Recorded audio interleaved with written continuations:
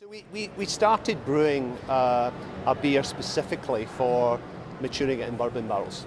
And by that I mean we started with a recipe for our easy stout. The difference here is, however, that when we brewed this beer, we brewed it up to 8% alcohol.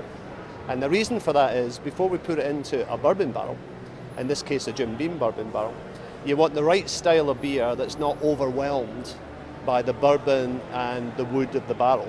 So you need a robust style of beer. So normally we do a Scotch ale, or we might do a stout, or we might do a coffee porter. All of those beers stand up well in a bourbon barrel.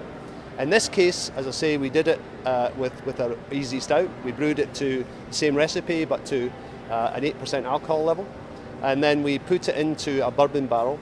And our aim was really to start off at 6 months to see how much of a change there was and an improvement in the flavour. And we bottled that beer after 6 months, and it was a super beer. And the brewers themselves had this idea, well, why not leave the other half of the brew for another 6 months and let's see how that develops. That's a good thing about craft beer, you can experiment with things and see how they go.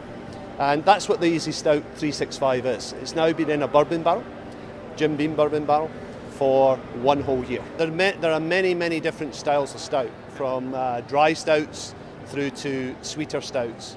And our Easy Stout is, if you like, a sweeter style than the dry stout.